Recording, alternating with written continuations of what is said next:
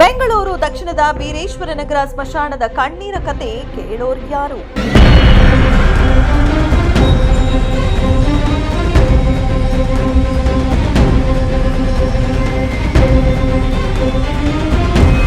ಹೌದು ಸ್ನೇಹಿತರೆ, ಬೆಂಗಳೂರು ದಕ್ಷಿಣದ ಬೀರೇಶ್ವರನಗರದ ಸ್ಮಶಾನದ ಕಣ್ಣೀರ ಕತೆ ಕೇಳೋರು ಯಾರೂ ಇಲ್ಲ.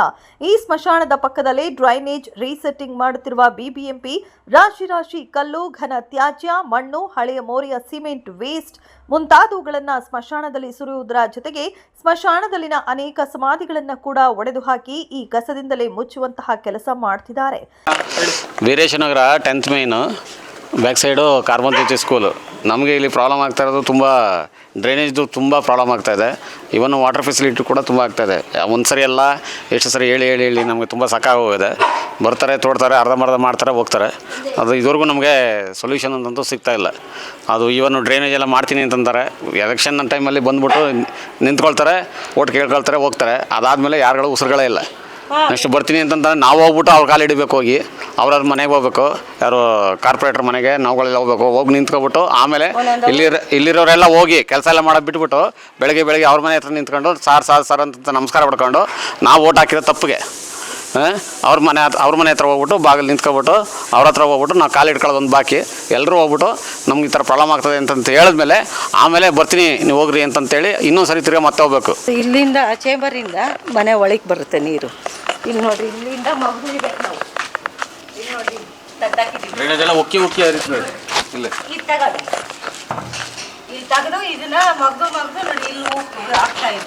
ಬಾತ್ರೂಮ್ ಎಲ್ಲ ಮನೆಗೂ ಅಷ್ಟೇ ಡ್ರೈನೇಜ್ ಅಂದ್ರೆ ಎಲ್ಲರ ಮನೆಗಳು ಅಷ್ಟೇ. ಈ ರೋಡಲ್ಲಿ ಇದರಲ್ಲಿ ಉಕ್ಕರಿತದೆ ಎಷ್ಟು ಉಕ್ಕರಿತದೆ ಗೊತ್ತಾ? ಇಲ್ಲಿ ಜನಗಳು ಓಡಾಡಕ್ಕಾಗಲ್ಲ. ಒಂದು ಚೂರು ಒಬ್ಬರಾದ್ರೂ ಜನಗಳು ಓಡಾಡಕ್ಕೆ ತುಂಬಾ ಕಷ್ಟ ಆಗ್ತದೆ. ಅಲ್ಲಿಂದಾನೇ ನಮ್ಮ ಮನೆಗೆ ಒಳಗೆ ಬರೋದು. ಅಂದ್ರೆ ಎಲೆಕ್ಷನ್ ಟೈಮಲ್ಲಿ ಮಾತ್ರ ಎಲ್ಲ ನಿಯತ್ತಾಗೆ ಬರ್ತಾರೆ, ಎಲ್ಲರೂ ಬರ್ತಾರೆ, ನಿಯತ್ತಾಗೆ ಬಂದು ನಿಂತ್ಕೊಳ್ತಾರೆ, ಗೇಟ್ ಹತ್ರ ಬಂದು ನಿಂತ್ಕೊಳ್ತಾರೆ, ಎಲ್ಲರೂ ಬರ್ತಾರೆ. ಈ ಸ್ಮಶಾನದ ಗೇಟ್ ಹಾಳಾಗಿದ್ದು ಇದನ್ನ ಸರಿ ಮಾಡುವ ಕೆಲಸಕ್ಕೆ ಸಂಬಂಧಪಟ್ಟವರು ಮುಂದಾಗಿಲ್ಲ. ಇದರಿಂದ ಇಲ್ಲಿ ಎಲ್ಲಾ ರೀತಿಯ ಕಸ ಸುರಿಯಲು ಅನುಕೂಲವಾಗಿದೆ. ಬಿಬಿಎಂಪಿ ಕಾಂಟ್ರಾಕ್ಟರ್ಗೆ ತಾನು ಏನ್ ಮಾಡಿದ್ರೂ ನಡೆಯುತ್ತೆ ಅನ್ನೋ ಮನೋಭಾವ ಇದ್ದಂತೆ ಕಾಣುತ್ತಿದೆ. ಈ ಏರಿಯಾದಲ್ಲಿ ರೋಡು ಸುಮಾರು 2 ತಿಂಗಳಿಂದ ಮಾಡಿದ್ದಾರೆ.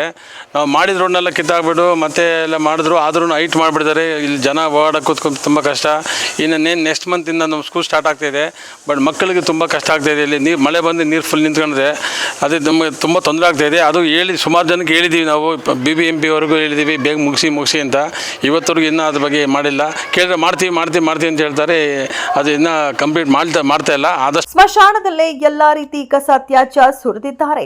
ಸ್ಮಶಾನದ ಸಮಾಧಿಗಳನ್ನ ಭಗ್ನ ಹಾಗೂ ವಿಘ್ನಗೊಳಿಸಿದ್ದಾರೆ. ಇಷ್ಟೆಲ್ಲಾ ನಡೆಯುತ್ತಿದ್ರೂ ಬಿಬಿಎಂಪಿ ಯಾಕೆ ಮೌನ ವಹಿಸಿದೆ ಅನ್ನೋದು ಯೋಚಿಸಬೇಕಾದ ವಿಷಯ. ಏನೋ ಈ ವಿಷಯ ಬಿಬಿಎಂಪಿಗೆ ತಿಳಿದಿದ್ದರೂ ಸಂಬಂಧಪಟ್ಟವರ ಮೇಲೆ ಕ್ರಮ ಕೈಗೊಳ್ಳಲು ಧೈರ್ಯ ಸಾಕಾಗುತ್ತಿಲ್ಲವೋ ಅಥವಾ ಇವರು ಸಹ ಇದರಲ್ಲಿ ಭಾಗಿಯಾಗಿದ್ದಾರೋ ಇನ್ನಷ್ಟೇ ತಿಳಿದು ಬರಬೇಕು.